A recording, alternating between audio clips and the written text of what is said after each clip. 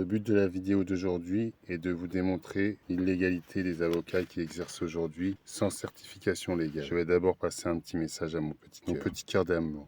Je n'ai toujours aucune nouvelle de toi. C'est la raison pour laquelle je continue à t'écrire et te transmettre au travers de ces audios tout mon amour. Tu sais, l'amour fait tomber toutes les barrières. Nous ne sommes pas un cas isolé. Beaucoup d'enfants souffrent de maltraitance physique et psychologique. Les gens appellent cela de la maltraitance institutionnelle. Mais sommes-nous vraiment face à des institutions?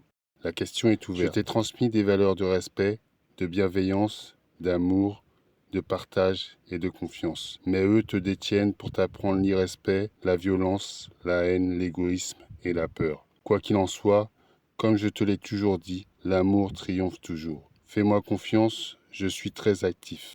Je t'aime et personne ne pourra changer ça. Je m'adresse maintenant au peuple français. Le syndicat SDAJ et le peuple réunis en un comité citoyen vous informent concernant le rôle des avocats dans la maltraitance des enfants. C'est quoi un avocat? Vous êtes-vous déjà posé la question? Un avocat est un auxiliaire de justice. Sa mission est de défendre les intérêts de son client, mais dans le respect de la loi. C'est un conseiller en somme. Seulement, nous avons eu beaucoup de retours négatifs concernant ces derniers, qui ne font pas signer de convention d'honoraires, se font payer en espèces, violent la loi et incitent leurs clients à la violer, lancent des procédures pour faire passer le temps, faire perdurer l'infraction et ainsi se créer du travail. C'est ce que l'on appelle des procédures bâillons destinées à faire plier ceux qui insistent à vouloir faire respecter leurs droits. Ils détruisent des familles, des enfants pour des raisons financières.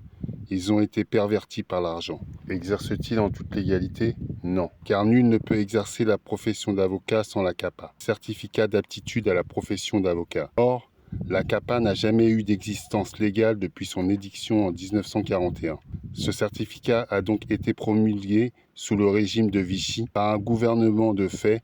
D'ailleurs, il a été confirmé en 1944 que tous les actes édictés par le gouvernement de Vichy n'avaient aucune existence légale. Les personnes exerçant cette activité sans le CAPA font donc de l'usurpation de titres et de fonctions. Dans le cas présent, le cas HNT, le SDAJ et le peuple réunis en un comité citoyen ont demandé que soit dressé un mandat d'arrêt contre Brigitte Rode pour usurpation de titres et de fonctions, pour exercice d'une profession réglementée, escroquerie en bande organisée, faux en écriture, complicité de détention de mineurs en bande organisée, transfert de résidence de l'enfant mineur HNT, traite des êtres humains, traite d'une enfant mineure en incapacité de se défendre. Nous demandons à toutes les victimes de Brigitte Rode de se rapprocher du syndicat SDAJ et à l'adresse sdaj.contact@gmail.com afin d'obtenir réparation pour le préjudice subi par l'article 1240 du Code civil.